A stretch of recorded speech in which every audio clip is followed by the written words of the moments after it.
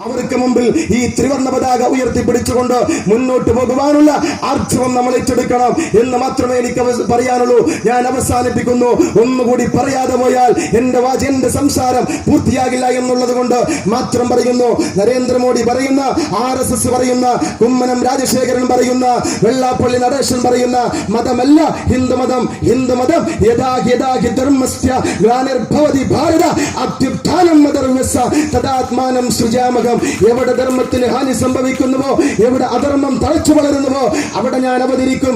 അർജുന എന്ന് പറഞ്ഞ മതം ഹൈന്ദവ മതം, അല്ലാതെ കുമ്മനം രാജശേഖരന്റെ മതമല്ല, സുരേന്ദ്രന്റെ മതമല്ല. ഹിന്ദുമതം മാതാശ പാർവതി ദേവി പിത ദേവോ മഹേശ്വര ബാന്ധവ മാനവ സർവേ സ്വദേശ ഭുവനത്രയം. അവിടെ ബാന്ധവ മാനവ സർവേ എന്നാ പറയുന്നത്. ബാന്ധവ ബന്ധുക്കളാണ്, മാനവ സർവേ സർവ മനുഷ്യരും എന്ന് പഠിപ്പിക്കുന്ന ഹൈന്ദവ മതം. മനുഷ്യരെ നിങ്ങളെ ഞാൻ ഒരേ ആണിൽ നിന്ന് ഒരേ പെണ്ണിൽ നിന്ന് സൃഷ്ടിച്ചിരിക്കുന്നു. എന്നിട്ട് ഞാൻ നിങ്ങളെ വിവിധ ഗോത്രങ്ങളാക്കി, സമുദായങ്ങളാക്കി, ദേശക്കാർ, ഭാഷക്കാർ, വിവിധ വർഗക്കാരാക്കി. എന്തിനെന്നറിയുമോ? നിങ്ങൾ പരസ്പരം തിരിച്ചറിയാൻ എന്ന് പഠിപ്പിച്ച ഖുർആൻ ഈ രാജ്യത്ത് മുസ്ലിങ്ങൾ അറിയണം.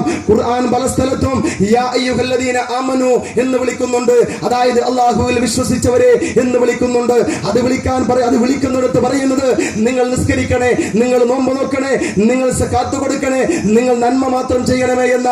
പക്ഷേ നിങ്ങളെ ഞാൻ ഒരേ ആണിൽ നിന്നും ഒരേ പെണ്ണിൽ നിന്നും സൃഷ്ടിച്ചു എന്ന് പറയാൻ വിശുദ്ധമായ ഗ്രന്ഥം വിളിക്കുന്നത് യാ അയ്യുഹന്നാസ്, മനുഷ്യരെ എന്ന.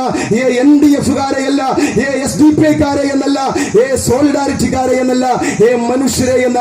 അത് പഠിപ്പിച്ച മതത്തിന്റെ പേരിൽ വാളെടുക്കാൻ പറയുമ്പോ, ബോംബുണ്ടാക്കാൻ പറയുമ്പോ, കടാര മൂർച്ച കൂട്ടാൻ പറയുമ്പോ അത് ഈ മതം പഠിപ്പിച്ചിട്ടില്ല എന്ന് പറയുവാനുള്ള ഒരാർജവം നമ്മുടെ മനസ്സിലുണ്ടാകണം. തമസാ നദിയുടെ തീരത്ത് വാൽമീകി മഹർഷി